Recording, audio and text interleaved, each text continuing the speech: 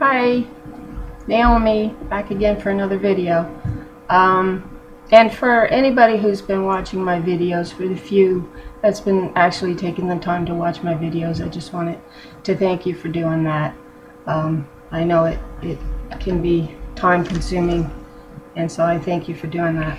So today's video, I just thought we'd talk a little bit more about where the Spirit's been leading me with the Daughters of Zion, and also about a few other things. So this video is kind of going to be a matter of picking up a thread here, a thread there, as we weave this tapestry together, because that's kind of what we're doing. So we're going to look at some passages that the Lord's been taking me to probably for the last few years. And they've always fascinated me every time I've hit on them. And they're the passages that speak of awake, O Lord, right? Awake, O Lord, why do you sleep? So, what? What did that just say?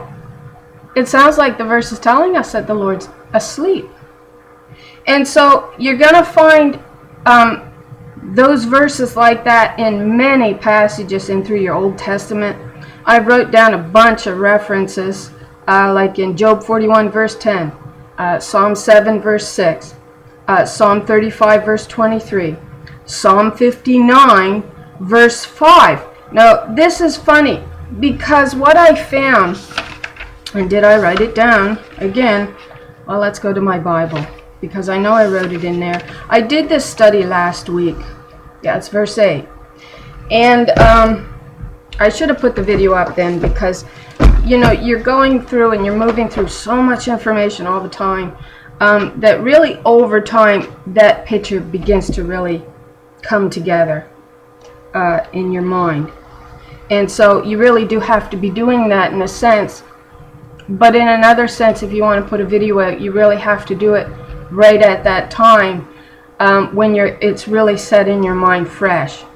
So I have Romans 11:8, and it says, and remember, we did a previous study in a previous video on the fact that these daughters of Zion, it says they were rejected by the world in the beginning, these daughters of Zion, and we talked about that in our last video, and how the receiving of them will be life from the dead. And we find those correlations in Romans 11 when we get studying it. But when we were looking at the verses, when I was looking at the verses last week about the Lord awake, awake again, and when you go look up Lord there, it's Adonai. So it's daughter Zion. And we identified that quite a while ago, quite a few videos ago, by referencing Psalms 110.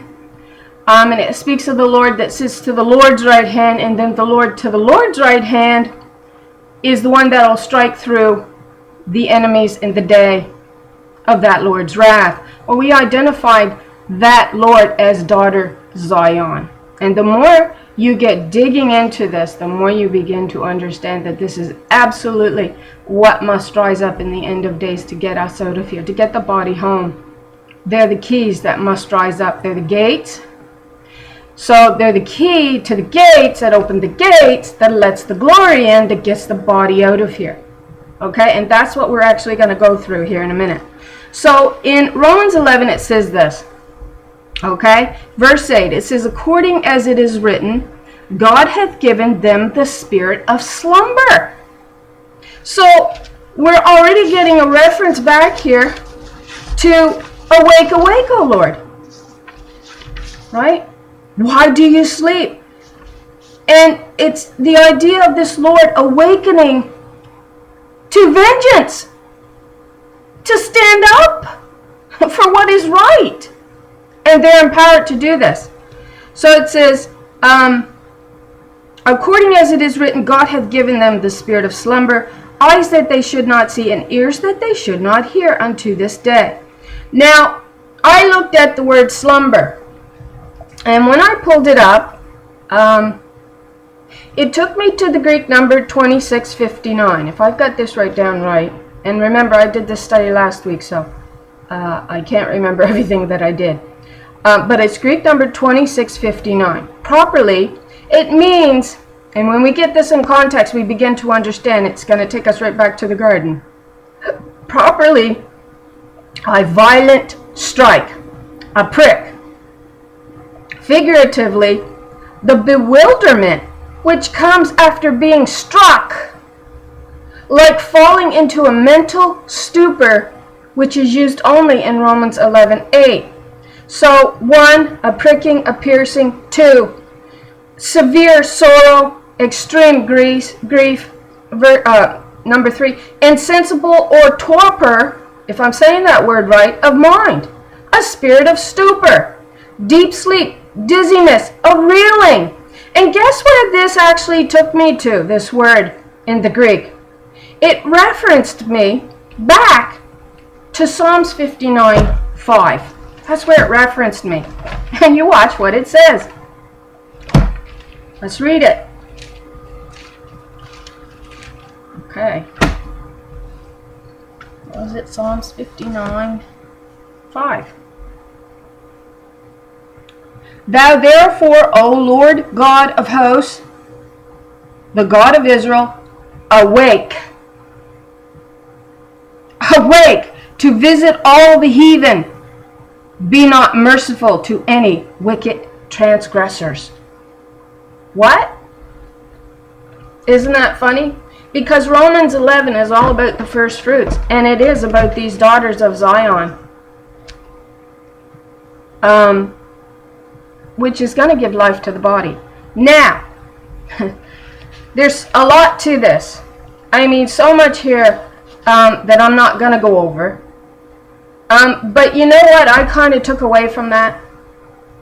You know, I have said for a long time it's not about our DNA. And it isn't, to a degree, I suppose. It's what we do with the gift of our new body, Christ. He's our new temple. He's our new heavens. He's the new body. But it's Christ's Spirit that gives life to the body. And they're called the keys. That's going to open the gate. Actually, the gate is a key in a sense. And these daughters have always held possession of these gates. They've always been there. But I've linked it that awake almost seems to be signaling, in a sense, our DNA. And I know this sounds new age. That's not where I'm going with this. I'm going by what I seem to be picking up out of the scriptures here. Now you'll understand, we are said to have 12 strands of DNA, right? And 2 of them are activated right now. So we have 10 strands of DNA that they call junk DNA. Of course, they're now realizing that it's not junk DNA, that it's really valuable DNA. But in a sense, we have 10 that's asleep, right? That's kind of funny, isn't it? Because there's 12 tribes of Israel. There's 2 in the south, or even 3 in the south. You go do your study on that. And 10 in the north. And Judah's in the south, and Israel's in the north. Isn't that ironic that the 10 that's asleep is likened, in a sense, to Israel? That's the daughters. That's the daughters. We have yet to be empowered. We have not been empowered yet. But there's a way that we must go about this being empowered. Now, I like to go into a lot more detail. Man, I was flying high last week and this week in my studies. It was just unbelievable what Mother Yahweh was showing me. It was just so incredible. So, I'm going to go through what I was looking at just recently. And so I was looking at Christ as the temple. All right? His body's the temple. And he says in John 2:19, Jesus answered and said unto them, destroy this temple, and in 3 days I will raise it up. Well, now we know what he was talking about. He was talking about the body, wasn't he? Verse 20, then said the Jews, 46 years was this temple in building, and will thou rear it up in 3 days? 21, but he, Jesus, spake of the temple of his body. All right? So we've just established that we're talking about Christ as the body here, the temple, the body. All right? Now, what does Hebrews 8:5 tell us, too? All right? Because we ought to understand that this is all based on what's above. All right? Hebrews 8, verse 5 says this: they serve at a sanctuary that is a copy and a shadow of what is in heaven. So Christ just told us what the temple in heaven was. It's the body. It's also a reference to heaven as the body, right? So they serve at a temple, at a sanctuary that is a copy and a shadow of what is in heaven. This is why Moses was warned when he was about to build the temple, see to it that you make everything according to the pattern shown you on the mountain. All right? So we're just trying to establish some foundation here. That Christ referred to his body as the temple. All right? Now, guess what else he tells us? Like I said, I'm going to have to move back and forth here. So you're going to have to be able to pick up threads. All right? So what did Mother Yahweh tell us in Psalm 78? Verses 61 and 62. And we'll read it. And we'll hope that you can pull it together. I mean, the Spirit's going to allow us to do this or not allow us to do this. And it also does depend on our sincerity in wanting to understand it. If we don't want to understand it, we're just going to blow it off like it's no big deal, who cares? Then you never will understand it. But Psalm 78 says this in verse 61. And delivered her strength. She's talking about her glory, Mother Yahweh's glory. And delivered her strength into captivity, and her glory into the enemy's hands. Verse 62. She gave her people over also to the sword, and was wrought with her inheritance. Well, her inheritance is Israel. All right? So, okay, now we're going to go to 1 Samuel 4:17. No, we're not going to do that. We're going to go to Psalms 132, verse 8, and look at what it says there. Because we're talking again about the Lord's rest. Resting place, or waking up, or sleeping. They all kind of, flow together in this thought.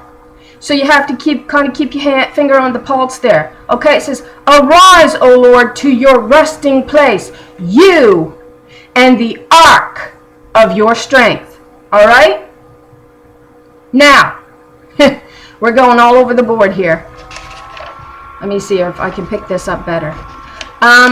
So Christ told us something about, right there.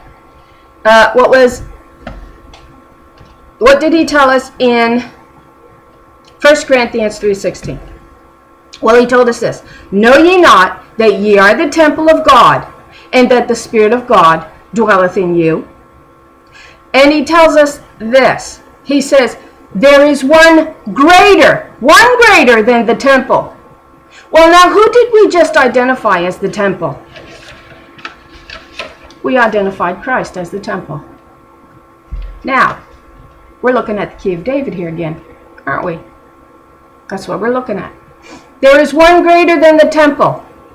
And Christ tells us it is the Holy Spirit. Matthew 12:6. Now, he tells us in Matthew, let me see here, I got to go back.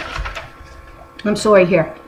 I'm not as thorough in my writing. They seem organized at the time I'm writing them down.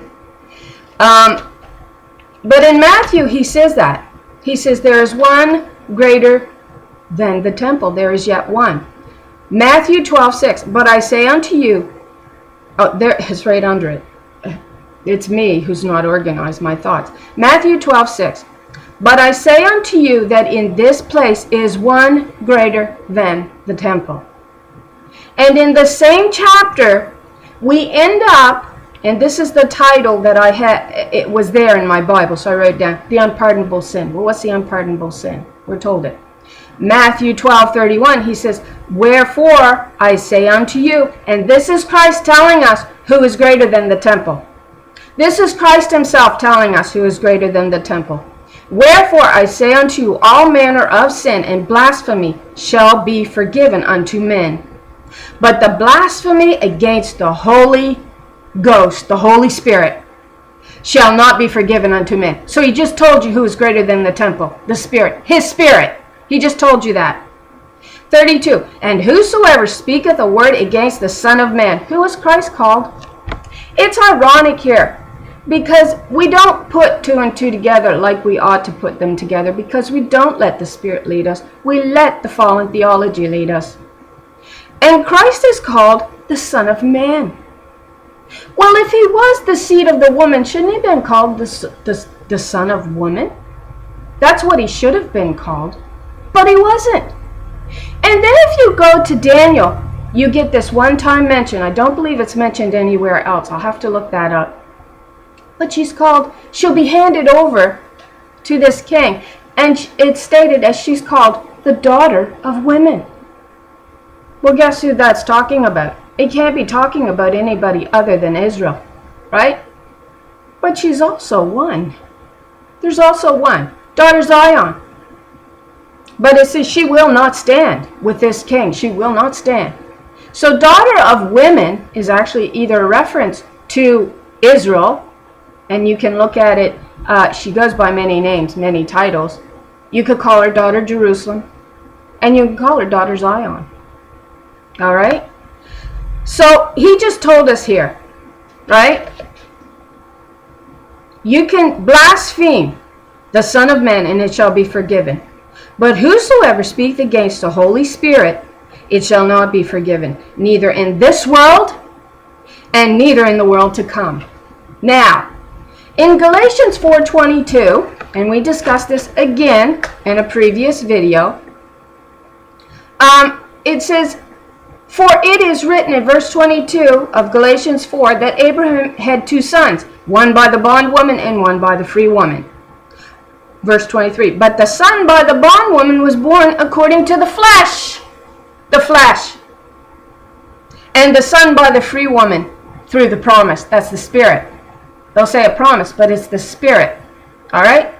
And it says, this is allegorically speaking for these women. Get this in your mind. These women are two covenants. And what does it tell us in Isaiah 59 that she'll give us in covenant? Her Spirit with the Word.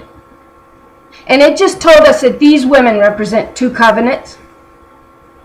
Proceeding, one from Mount Sinai, bearing children who are to be slaves.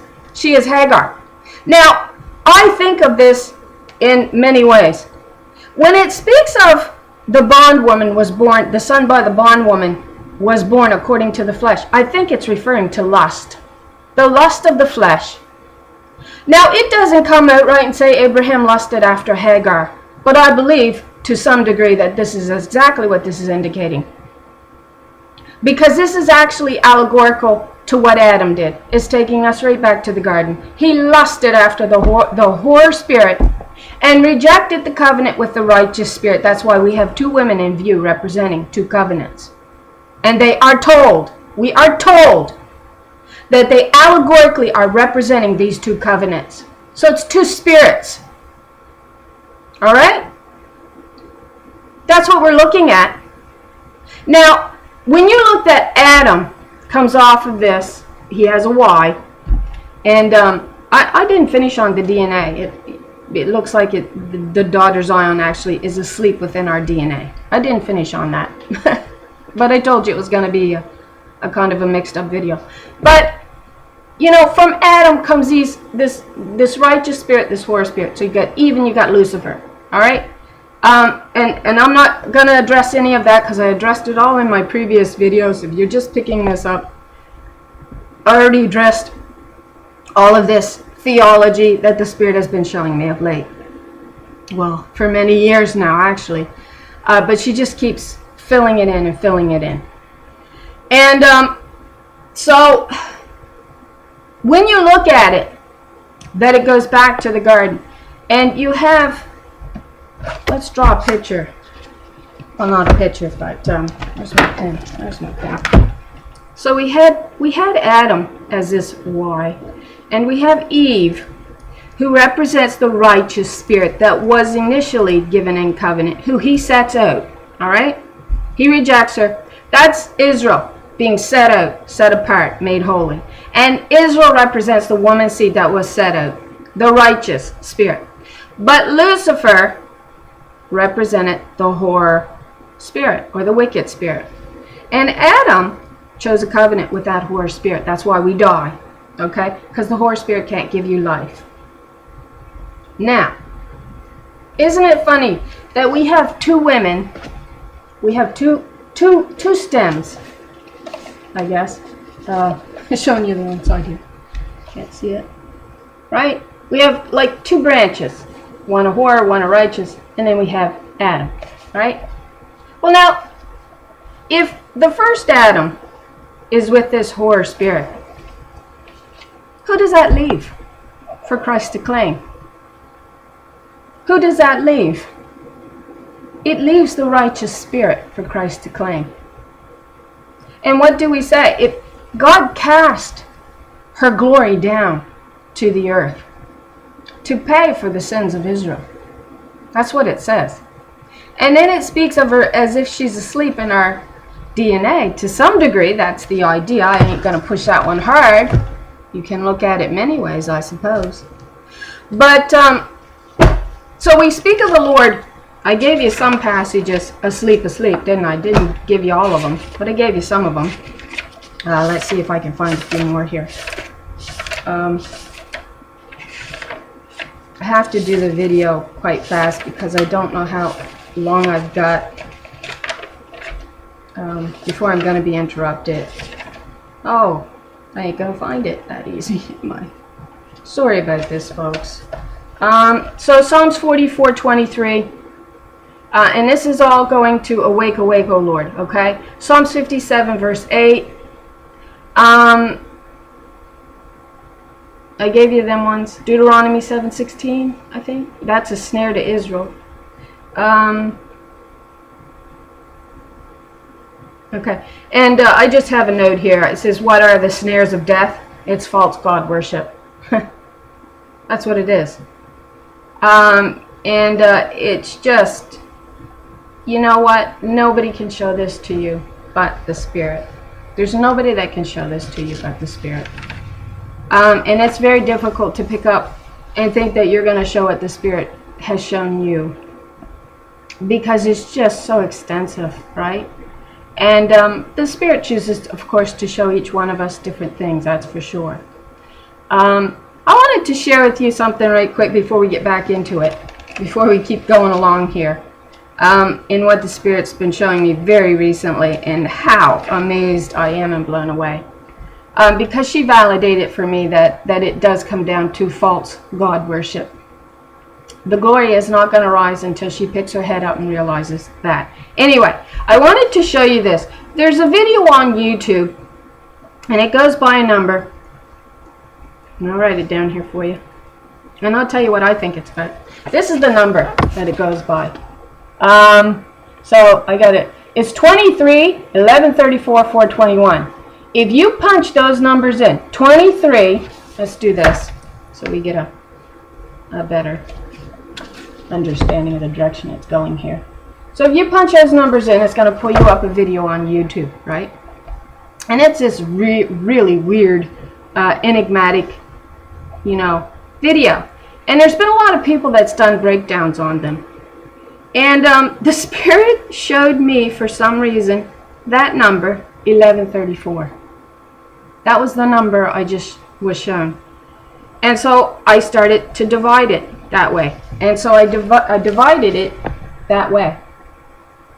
And I knew that I had to go to the Greek. I had to go to the Greek concordance for it. And it was the Spirit that led me in this direction. It wasn't my own thinking. It was the Spirit that led me this way. Now, I believe, where's my Bible? Let's look them words up. All right? 23, Greek. Greek 23 means this. Now, let's put my pin there. It means, maybe some of you already knows this. Okay. So Greek 23 means, let me find it here, to be greatly afflicted, to be indignant, to be much sore displeased. Be moved with indignation. So it's talking about somebody who's very upset, who's very angry. So the next one was 1134, and guess what that is?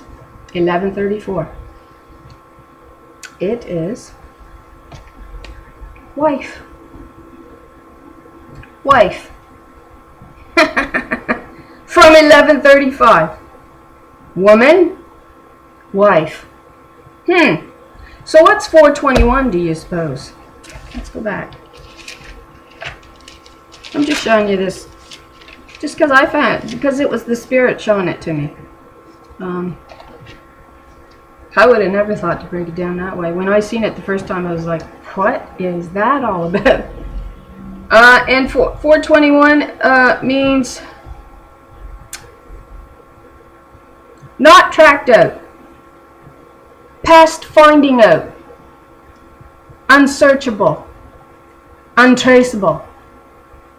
So if we were to write that out, it would be an indignant woman or wife,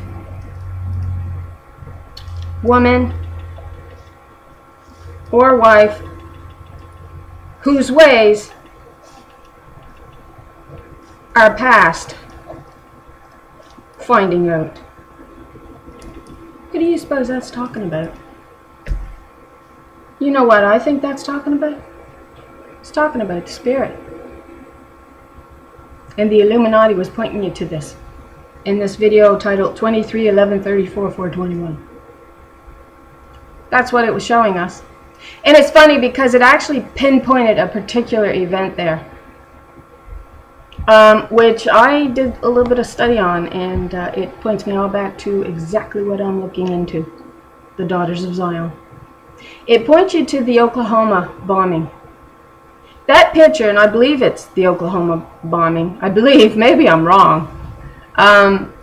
But it shows you that picture 3 times. 3 times. And they stop it and they point at it, right? And they give you the date on it too. And they're saying this event was significant in some way. That's what they're saying. Now, when you get looking into it all, you're going to come up against all the teachings of a particular group that's going to take you back to Waco, Texas. It's going to take you back to various organizations. One called, what's it called? The Covenant, the Sword, and the Arm of the Lord. You pull them up on Wikipedia, and this is all taking us back to this 144,000 Daughters of Zion that they have been trying to cover up. Go look into it. The information is there. But anyway, I got a little off track there. I'm sorry. I didn't actually plan on putting that in there to the degree that I did. Okay, so we've established that Christ said there was one greater than the temple. All right? And he told us it was the Spirit. Now we've identified these 2 women allegorically as 2 covenants, and I'm getting quite hot. Okay. Now, it says Sarah represents the free woman. And then it goes on to tell us that represents the Jerusalem that is above is free. She is our mother. All right? And we've talked about those verses that speaks of the desolate woman. And it says, more are the children of the desolate woman than of she who has a husband. Well, if we hearken back to the understanding that Adam chose the whore spirit for his wife, this desolate woman has been unable to birth children because she was rejected her rightful place. Now, she's been put back in her rightful place because of Christ, right? He receives her as his glory, all right? His Spirit. That's what we're looking at. Now, this is what I've been looking at just this morning, if we can actually start to understand it. All right? And I also wanted to say, you know, Christ is referred to as a priest after the order of Melchizedek. Well, that makes him a kingly priest, all right? That's what that means. He's a kingly priest. And if you look at Judah, you got Judah, Levi, and Benjamin there on the border, all right, between Judah and Israel, right? So it's interesting because you've got Judah and Levi as two main tribes in the south, and he's called a kingly priest. That's what he's called, all right? That's the order of Melchizedek. But it says in Zechariah 6, and I forget the verse. Is it verse 5? It says that he will be, let's go read it. Zechariah, get to it here. 6, verse, now I can't find the verse I want. 13. It says even he, but I don't think it's a he that builds the temple. It's the woman that does.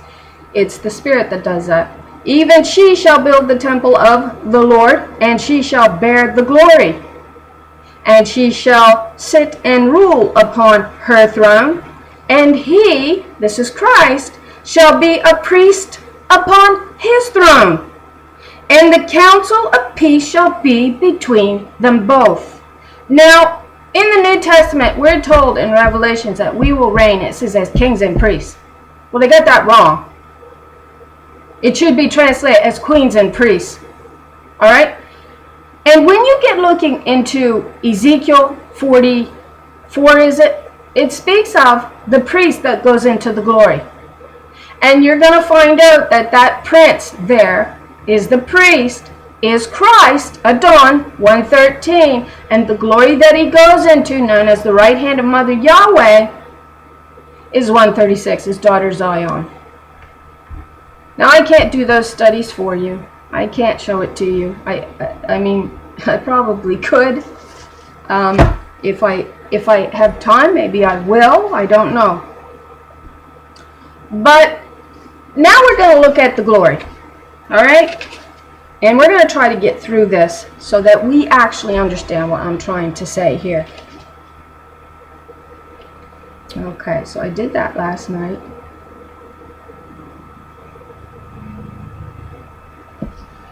And you know, I'll stick my thought in here whether you want it or not.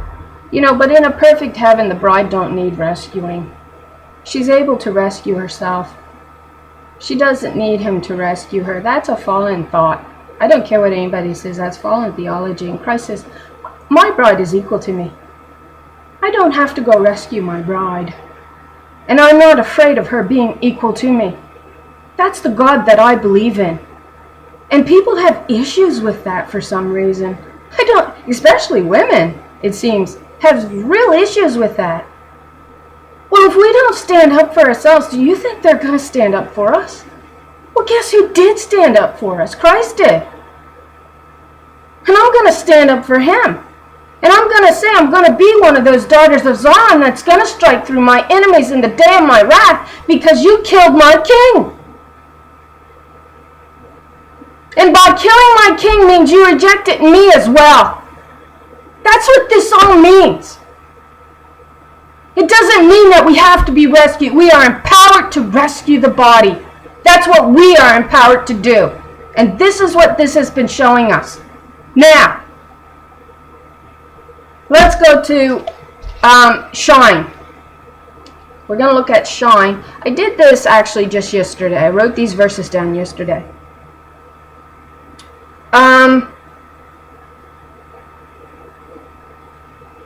Okay, so let's just look at Joshua 3:11. It says, see the ark of the covenant of the Lord, that's 136, Zion, of all the earth, will go into the Jordan ahead of you. Now, I was postulating that the covenant was where the glory sat.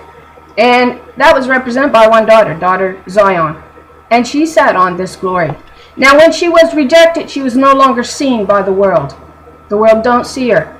So she became a spirit, not a disembodied spirit, but a spirit that had to take over this body when she would encounter the body that would listen to her. In this case, it would be Moses. All right? So she literally worked through Moses, is the one that she worked through. And it says that. I wrote it down. How she took the land through the hand of Moses.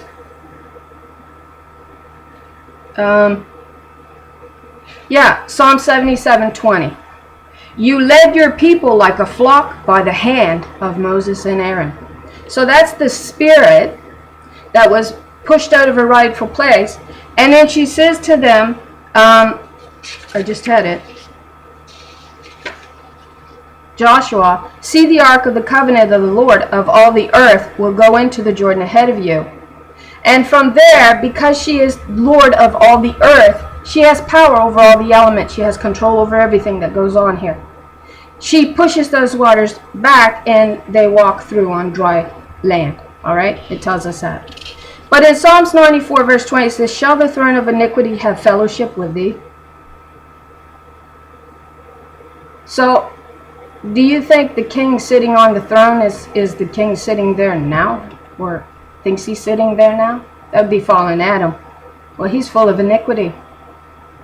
Because he denies us our rightful place. We're not talking about good Christian men who can understand this and pick this up. And understand that there's something wrong with the theology that we're taught today. We're not talking about those men.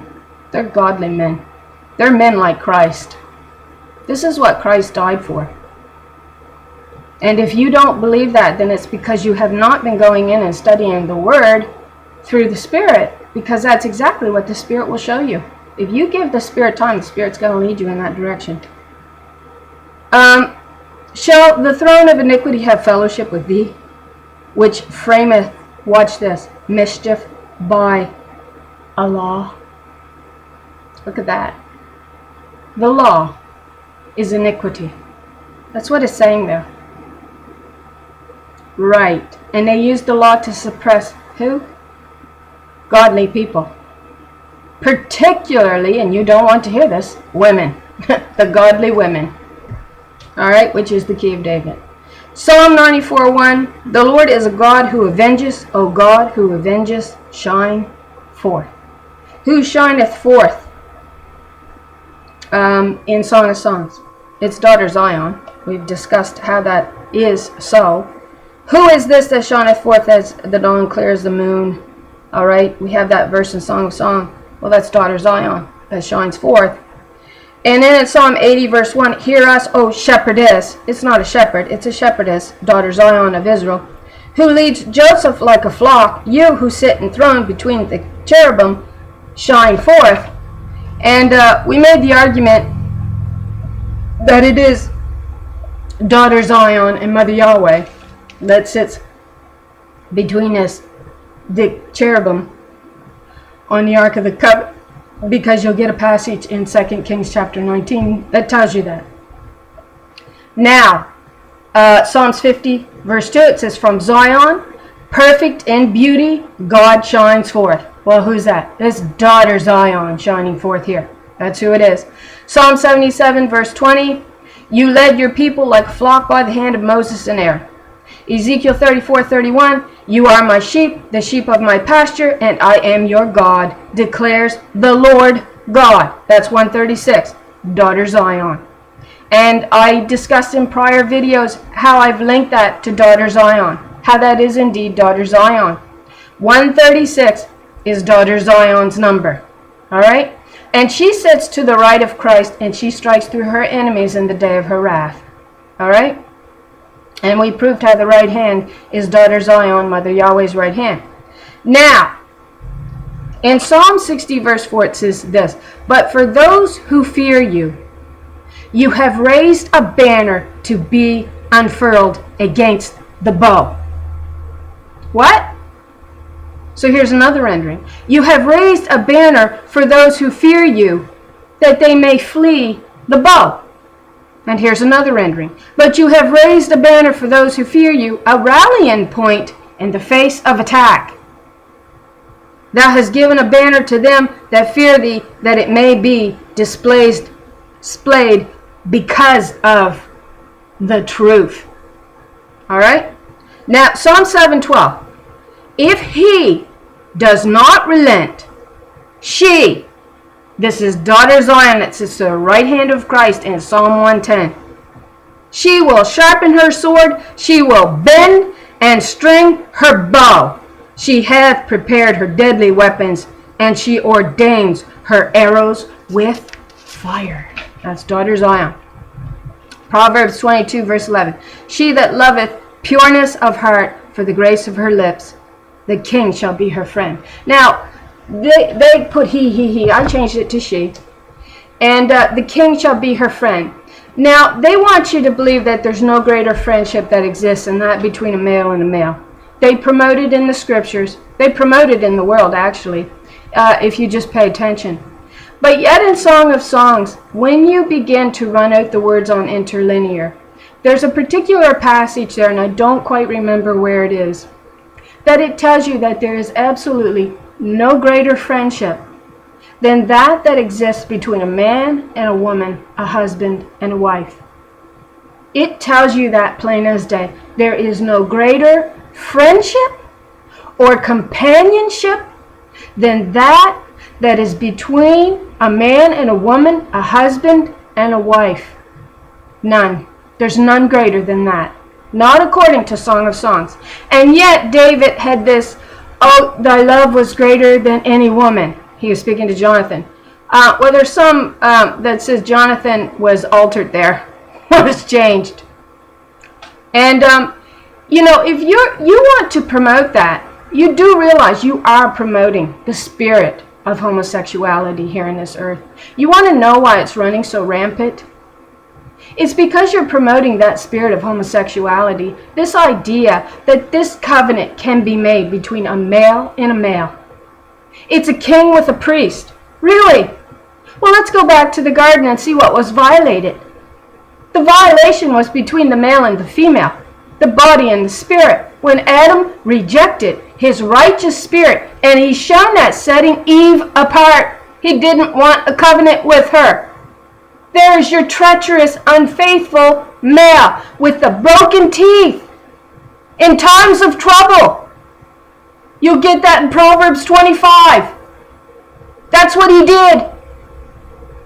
If Eve was deceived, she was deceived by Adam. She was not deceived by the whore spirit. He allowed her in willingly. He wanted a covenant with that whore spirit. And we've discussed why he wanted a covenant with her. And we know what it does. We're not stupid to what this kind of thinking does. Now, I was looking at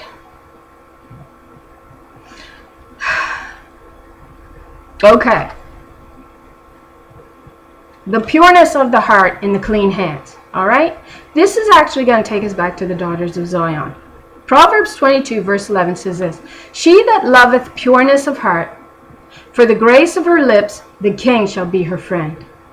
Verse 12, the eyes of the Lord preserves knowledge, and she overthroweth the words of the transgressor. Well, what's transgressor mean here? Well, it means act or deal treacherously, faithless, deceitfully in the marriage relation, in matters of property or right, in covenants in the word, and in general conduct. And I put, it means to be unfaithful. That's what it means.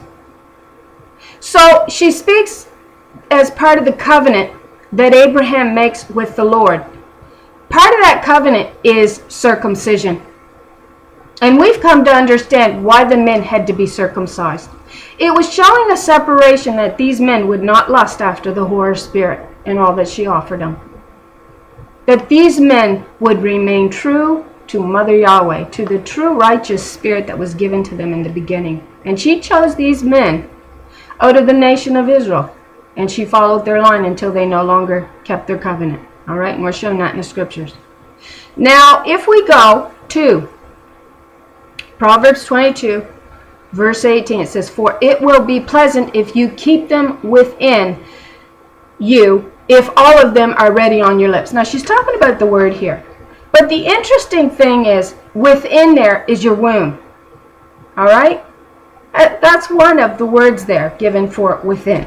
So in your womb. Well, I found that absolutely fascinating because I didn't understand a verse that I found in Song of Songs until I found this.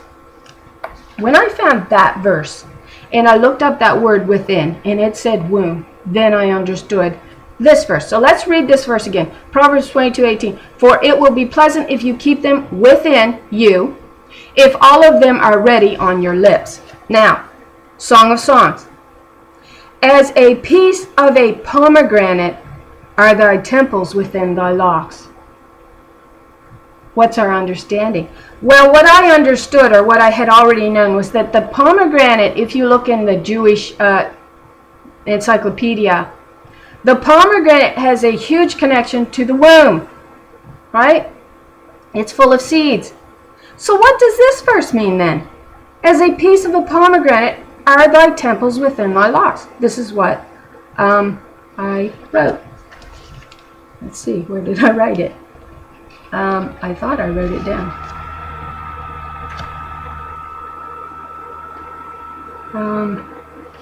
I didn't write that down. Yes, I did so. I have the worst time finding my notes. Oh, yeah, I did. It's right there. It's Daughter Zion, because we've already linked the Shulamite to the Daughters of Zion. I showed you how we did that in previous videos. Daughter Zion giving birth to new thoughts, to a new way of thinking. All right? That's what Daughter Zion's role is to do. All the Daughters of Zion's roles are to do this. To give birth to new thoughts, to the truth, actually. So it says in Song of Songs 6:7, as a piece of a pomegranate are thy temples within thy locks. So Proverbs 22, verse 18, for it will be pleasant if you keep them within, that's in your womb, if all of them are ready on, and keep them all ready on your lips. So speaking about birthing something, isn't it?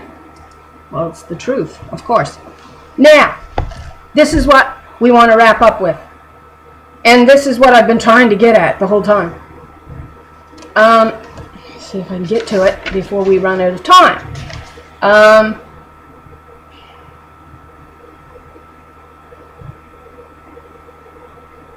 Okay, so we're going to go back to the awaking idea here again. Psalm 7:6. Arise, Lord, in your anger. Rise up against the rage of my enemies. Awake, my God. Awake, Daughter Zion. This is the right hand that we've already connected to that word God. 430, number 430, Greek, Hebrew, is a reference to Daughter Zion. And 410 is a reference to the hand, Daughter Zion. And Lord is 136, Daughter Zion. And it's often with her that is saying, awake, O Lord. All right? Awake, my God, decree justice. Let the assembled peoples encompass you. Take your seat over them on high. Job 8:6. If you are pure and upright, even now she will rouse herself on your behalf and restore your righteous estate. Well, who was promised to have their former estate restored? Well, that was Daughter Zion in the book of Micah. We're looking at Daughter Zion. Psalm 3:7. Arise, O Lord, deliver me, O my God. Strike all my enemies on the jaw and break the teeth. There we have the teeth of the wicked. Now, teeth, when you get studying teeth in scriptures, it means mountains. It can mean mountains. So we're looking at the he-goat rulers. And Mother Yahweh refers to the rulers of this world as he-goats. And she says, I'm gonna break you apart like chaff, and I'm going to blow you away in the wind. She also promises to burn the root out that they're established on. That's the Holy Spirit. And she says, I'm going to spread you like dung on the open fields. That's a promise. And it's also an analogy. The teeth are an analogy to an unfaithful man. These broken teeth, these lies that he told. Psalms 35:23. Awake and rise to my defense, to my cause, my God and my Lord. 136. Daughter Zion. Psalm 44:23. Wake up, O Lord. Why are you sleeping? Arise. Do not reject us forever. Psalm 59:4. For no fault of my own, they move swiftly to attack me. Arise to help me and take notice. Psalm 71 verse 3. Be my rock of refuge where I can always go. Give the command to save me, for you are my rock and my fortress. Psalm 94 verse 2. Rise up, O judge of the earth. Render a reward to the proud. Psalm 138 verse 7. If I walk in the midst of trouble, you preserve me from the anger of my foes. You will extend your hand, and your right hand will save me. Joel 3:12. Let the nations be roused and advance into the valley of Jehoshaphat. Now, if we remember King Jehoshaphat from a previous study, he was a good king. He was a king that was actually trying to establish Israel and put it back on the right path. That's what we've come to realize. For there I will sit down to judge all nations on every side. Now, when we get looking at Psalm 24, and this whole passage I could go through. Let's go through it right quick. A Psalm of David. The earth is the Lord's and the fullness thereof, the world and they that dwell therein. Verse 2. For she hath founded upon the seas. What's the seas? Well, that's water.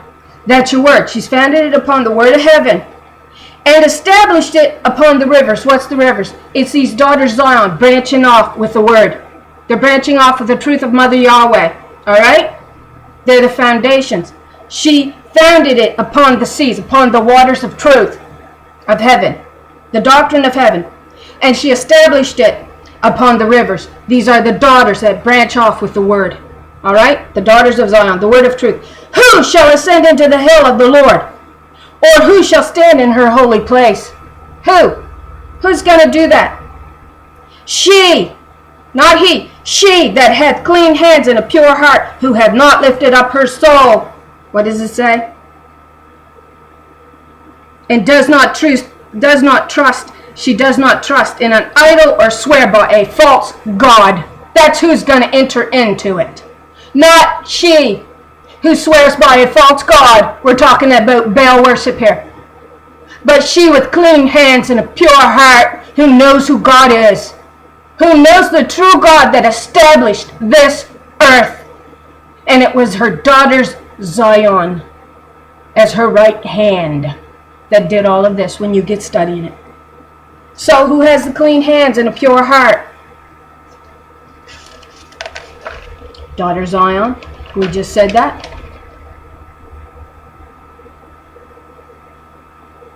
Where is it?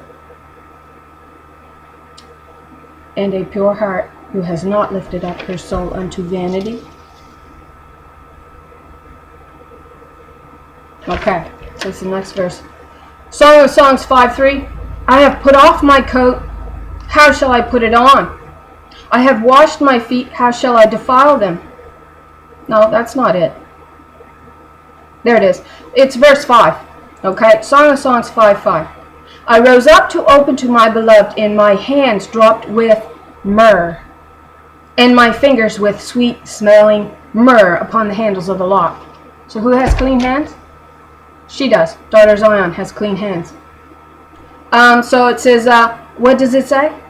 It says, this is what my conclusion is on this, and I'm going to be cut off.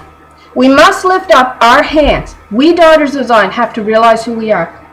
In order to bring the glory in, and we're called the gates, that the glory enters in through. That's your key of David. All right? We're the keys. In order to get that glory to enter into us, sorry about that, we must lift up our hands in praise. And my understanding is to Mother Yahweh. And it says the king. It's the Queen of Glory will come into unto us, unto the daughters of Zion, who are called the gates, which in essence is making us the keys that gets the body home. We're not going home until the gates open up.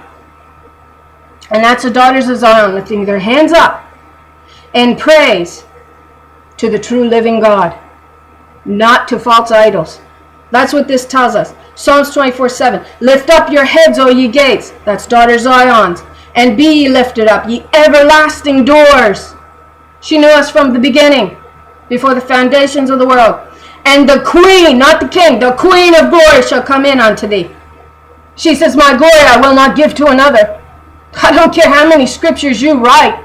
My glory I will not give it to another. It goes to my daughters of Zion. You see how we must waken? We must raise our hands up in praise to the true God and not the false idols, and allow that glory to enter into these vessels. And it appears that our vessels have been prepared. We've been preordained to hold this glory that's going to get those gates open, and we're going to get the body home. That's what it looks like. Psalm 24 verse 8, who is this Queen of glory? The Lord strong and mighty. The Lord mighty in battle. Who strikes through the enemies in the day of her wrath? Daughter Zion does. She's also called Lord of Hosts in Song of Songs, and we discussed that in a previous video. Verse 9, lift up your heads, O ye gates, even lift them up, ye everlasting doors, and the Queen of glory shall come in unto thee.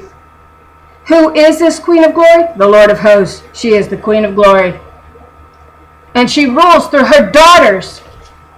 She rules through her daughters of Zion, a select group of daughters that are preordained to hold this glory. They are the gates. And she's telling us how we receive this glory. We must lift our hands up in praise to the only God there is. And what does it say? In where is it? Psalms 15:1. O Lord, who may abide in your tent? That's tabernacle. Who may dwell on your holy hill? That's Psalm 15 verse 1. Verse 2, she who walks with integrity and practices righteousness, who speaks the truth from her heart. You must know Mother.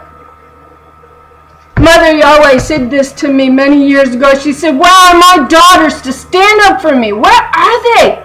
Don't tell me you're loving this. Don't tell me you don't see something's broken here. And the only way that you're going to understand truth is when you factor in the feminine in her rightful place that she was denied. And it is on us daughters to stand up as this new standard, to do that.